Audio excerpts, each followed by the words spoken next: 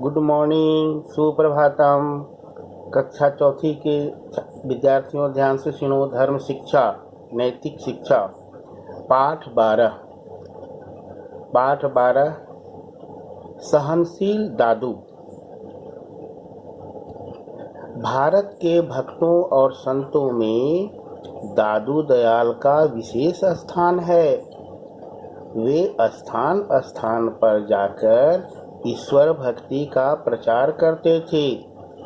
इस प्रकार प्रचार करते हुए वे एक नगर के पास पहुंचकर जंगल में रहने लगे। दादू का वहां आना सुनकर कितने ही लोग आते और उनसे उनके प्रेम भरे गीत सुनते। अपने हृदय में भक्ति का अमृत लेकर वे लौट जाते। एक दिन नगर के थानेदार ने भी दादू की प्रशंसा सुनी। उसने विचार किया कि मैं भी दादू के पास चलूं। मैं भी उनके दर्शन करके अपने जीवन को सफल बनाऊं। वह घोड़े पर सवार होकर नगर से बाहर जंगल में पहुंच गया। काफी आगे जाकर उसने देखा कि एक गरीब निर्धन सा व्यक्ति केवल एक धोती पहने उस जंगल में एक स्थान को साफ कर रहा है। घोड़े पर चढ़े ही चढ़े उसने उससे गरज कर पूछा, अरे ओ कंगले, क्या तू जानता है कि दादू भक्त इस जंगल में कहाँ रहते हैं? वह व्यक्ति चुप रहा। उसने कोई भी उत्तर नहीं दिया। उसके चुप रहने पर थानेदार को गुस्सा आ गया। वह घोड़े से उतर पड़ा और उसने उसके मुंह पर तड़ातड़ कई थप्पड़ मारे और गालियां देता हुआ बोला, बात का उत्तर भी नहीं दे सकता है, धूर्त कहीं का। वह व्यक्ति फिर भी मौन रहा। थानेदार उसके सिर पर जोर से एक ठोकर मारकर पुनः घोड़े पर चढ़ा और यह सोचता हुआ आगे बढ़ गया कि शायद यह गूंगा और बहरा है। थोड़ी ही दूर पर एक और व्यक्ति उसे अपनी ओर मार्ग में आता हुआ मिला। थानेदार ने पूछा,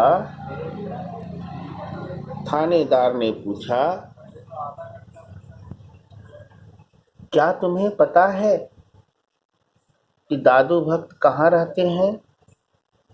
उस व्यक्ति ने कहा,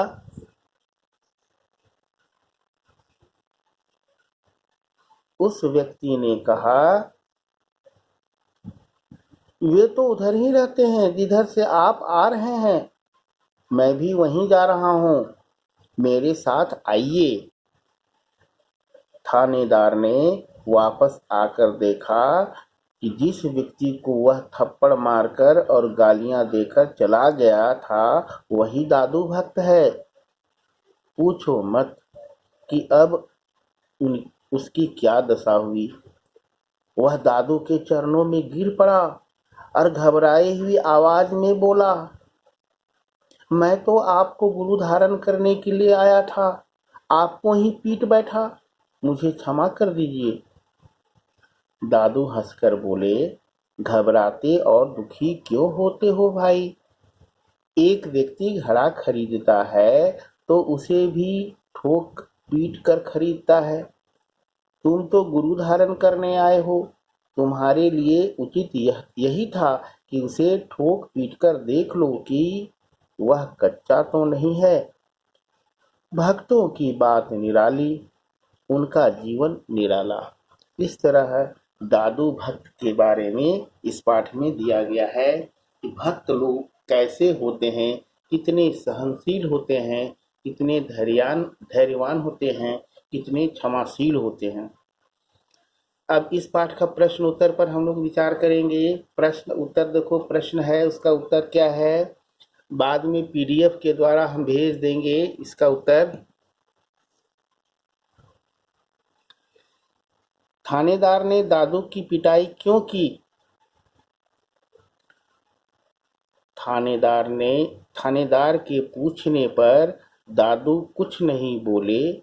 वह आदमी कुछ नहीं बोला, चुपचाप रहा। बार बार पूछने पर भी दादू कुछ नहीं बोले, चुपचाप रहा। इसलिए थानेदार ने दादू की पिटाई की। थानेदार के द्वारा बार बार पूछने पर भी दादू चुप रहे थे, इसलिए थानेदार ने दादू की पिटाई की। दादू के बारे में पूछने पर थानेदार को कैसे पता चला कि जिसकी उसने पिटाई की वही दादू है? जब वो आगे बढ़ा तो एक दूसरा व्यक्ति आता हुआ सामने से नजर आया। उससे उसने पूछा कि दादू भक्त कहाँ रहते हैं? तो उसने बताया कि आप जिधर से आ रहे हैं उधर ही तो दादू भक्त रहते हैं, चलिए आप हमारे साथ आइए। जब लौट करके देखा कि जिसको उसने पीट कर आगे बढ़ा है वही दादू भक्त है, वही दादू है। Question number 3। क्या आपको क्रोध आता है? कोई बात सुनाओ, जब आपको क्रोध आया था, क्रोध उतरने पर आपने क्या किया? क्रोध एक मनुष्य की प्रवृत्ति है। हर इंसान को कभी न कभी क्रोध आता ही है, लेकिन क्रोध ठीक नहीं है। कभी कभी मुझे भी क्रोध आता है। एक बार मैं जब पढ़ रहा था, उसी समय मेरा छोटा भाई मेरी कॉपी पर चाय गिरा दिया।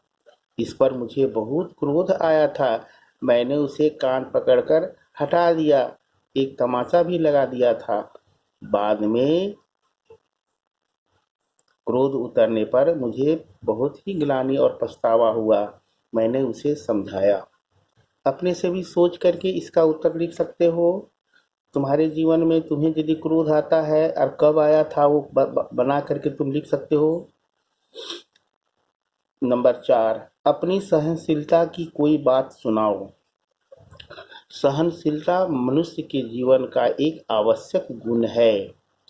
सहनशीलता एक सुंदर भाव है, कायरता नहीं है, कमजोरी नहीं है। अधिकांश लोग समझते हैं कि सहना अच्छी बात नहीं है, यह कायर या डरपोक का लक्षण है, लेकिन वैसी बात नहीं है। जितने भी महान लोग हुए हैं, देवताओं में भी ये गुण अक्सर पाए जाते हैं। सहनशील होना, सहनशीलता जो है मानव जीवन का एक वरदान है। मेरे जीवन में भी इस तरह की बात आई है कि हमें सहना पड़ता है। कभी कभी छोटी सी गलती पर बहुत बड़ी बात हो जाती है, डांट सुनना पड़ता है, मार भी खाना पड़ता है।